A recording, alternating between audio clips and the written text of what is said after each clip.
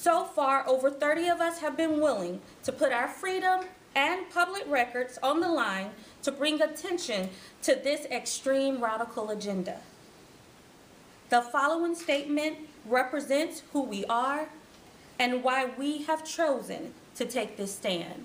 We are young, we are old, we are black, we are white, we are gay, we are straight, we are men, and we are women. Many are from various religions, and some are not. As a group, we are not aligned with any one political party. We have many differences, but there is something that has brought us all together for a cause that we believe so deeply in that we have put our freedom on the line.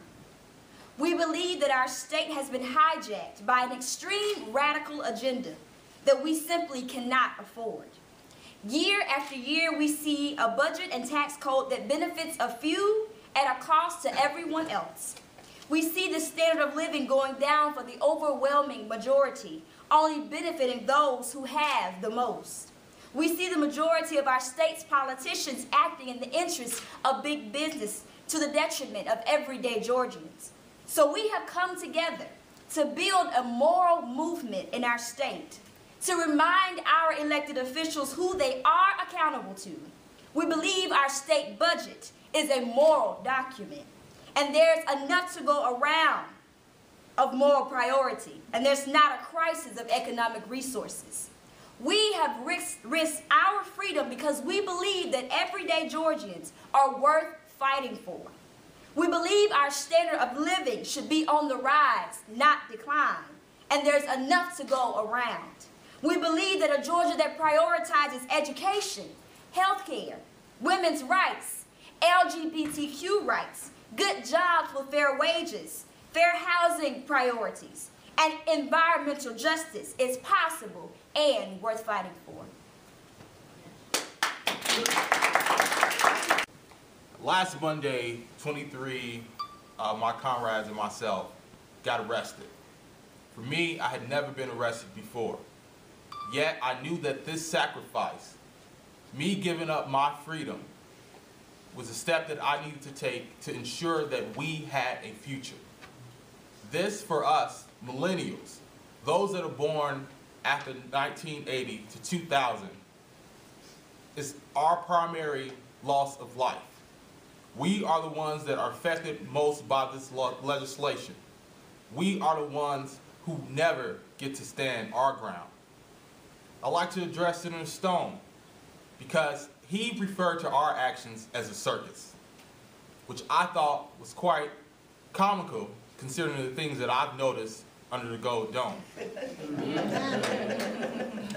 I expected Senator Stone to say that Ronnie Mosley was standing his ground. I expected him to say that the 24 individuals of different races, such diverse backgrounds, sat in my office to show that there was a peaceful alternative to the violence legislation that he authorized. I expected Senator Stone to say that we were here to forge a solution for a better America, a better Georgia, one when we know that our most precious assets, the youth of this state, are protected. As a lay minister emeritus and as a member of the Unitarian Universalist Congregation of Atlanta, I feel it a sacred duty to stand up for those less fortunate than I am regarding access to health care. You've heard that there are over 650,000 Georgians who do not have that access, and that of that number, a potential 3,600 may die this year without it. The example I have followed since a child was the ultimate teacher of how I should live my life. Jesus told us in Matthew that when I have lived my last day, I will be responsible for having fed the hungry, giving water to the thirsty, taking in strangers, clothing the naked, and visiting the sick and those in prison. Yes. Amen. I thought that most people hold those values as sacred. I asked our governor to live by these commandments, and I was willing to wait for him to meet with me and talk about this. Instead, I was taken to jail.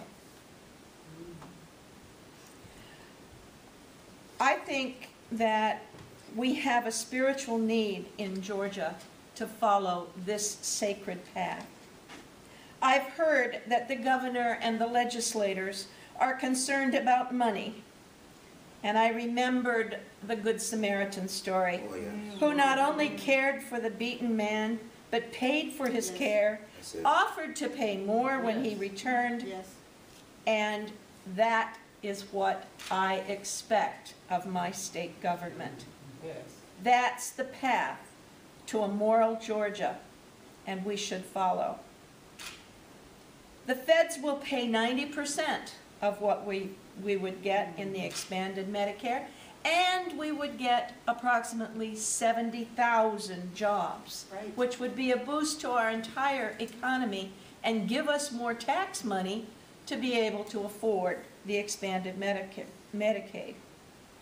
And yet, Jan Jones, David Ralston, Chad Newman are proposing House Bill 990, making it even more difficult to live up to our moral obligations in this state.